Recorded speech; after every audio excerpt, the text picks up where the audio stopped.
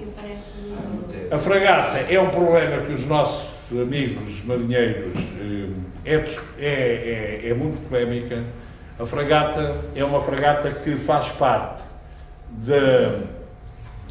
da esquadra da NATO, que também há especulações à volta do problema da esquadra da NATO estar aqui em Lisboa. Está de facto previsto há 2 anos, ou há 1 ano e tal, a operação que faz e passar por aqui, e está prevista a sua saída de Lisboa no dia 25 de manhã, e sai, e tem 2 navios, 2 ou 3, 2 navios portugueses na esquadra. É a fragata...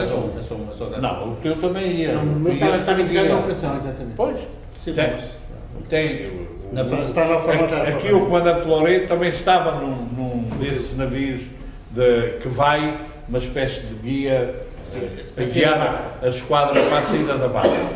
E a fragata recebe ordens do comando naval, do oficial, do vice-chefe de Estado-Maior, que não está connosco, recebe ordens para regressar. Contrariamente, inclusivamente, às normas da NATO. E o comandante resolve regressar. O comandante, eu falo que vocês têm mais, provavelmente, mais pruridos em falar sobre isto. O comandante, que é o pai do Francisco Louçã, portanto, era o comandante Louçã, era um oficial muito politicamente do contra, portanto, claramente do nosso lado, mas era um oficial com um feitio terrível. E as relações pessoais dele com o seu pessoal, em termos de comando e de militares, eram muito complicadas. Portanto, não houve condições para os militares da Armada do movimento o integrarem na conspiração. E ele vê-se perante uma situação e responde como militar, puro e duro. E, na minha opinião, fica numa situação dramática em termos pessoais contrários à história. Ele, que à partida tem uma posição favorável ao 25 de Abril, politicamente, acaba por ser colocado, pelo seu feitio, pela sua maneira de ser, numa posição contrária. Recebe ordens e tenta cumpri-las. E são os nossos homens do movimento que estão lá que o impedem, não é? Que o impedem. Isso é polémico porque mais tarde há uma grande controvérsia, já houve vários artigos publicados, quer dele, quer dos outros, em que ele diz que não deu ordem de fogo, mas está provado que deu, enfim. Ele recebe ordem para fazer fogo sobre o Salgueiro Maia, inicialmente recusa-se, mas depois dá ordem...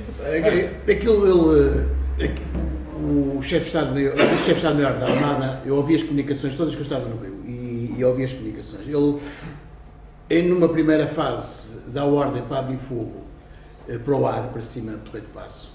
Isso ouviu claramente. Por outro lado, a certa altura, diz também que o navio espera um pedaço longo e depois comunica que tem problemas na artilharia que não consegue disparar.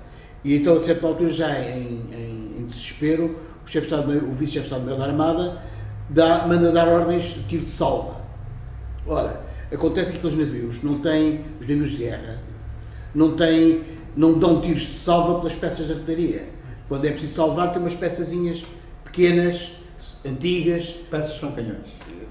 Canhões, não é? Que só fazem tiros de salva. Portanto, aqueles navios, com as peças de artilharia, não têm munições sequer de salva, não existem. Nem aquele navio, naquele momento, que vai para o mar, tem peças de salva montadas.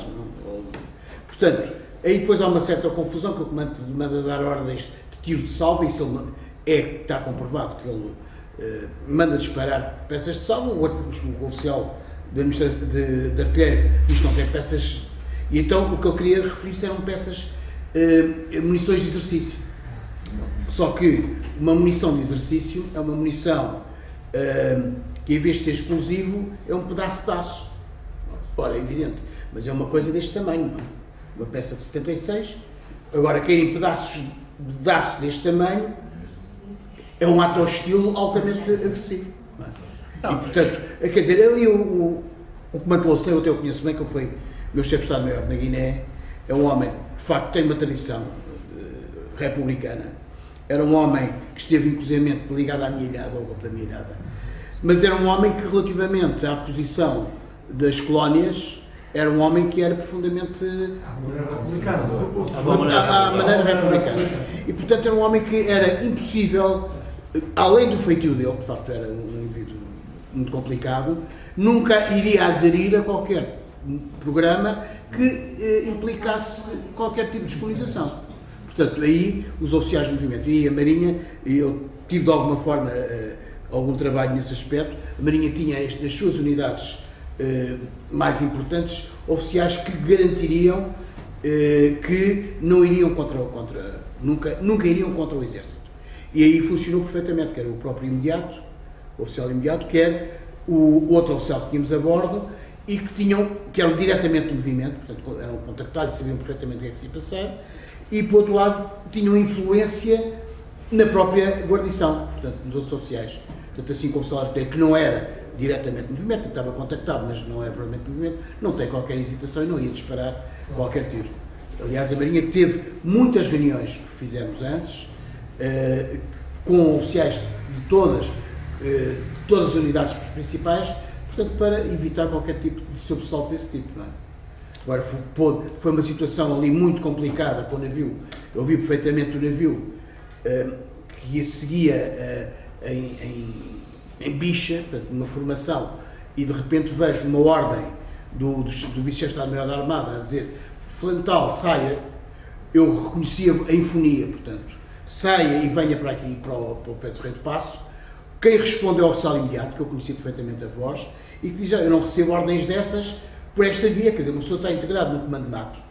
Era um almirante inglês, salvo erro, que comandava aquela força de 7 ou 8 navios de várias nacionalidades, e não é por receber porfonia, sai que ele sai. E então ouço a voz do Louçã, que eu conhecia bem, a dizer: Sr. Almirante, estou-lhe a reconhecer a sua voz, e vou e faço, e saio imediatamente. Então eu vejo de facto o navio dar meia volta e ficamos de facto extremamente preocupados, não é? Podia ter sido muito complicado. Eu já agora, por esta questão, já agora vamos dizer.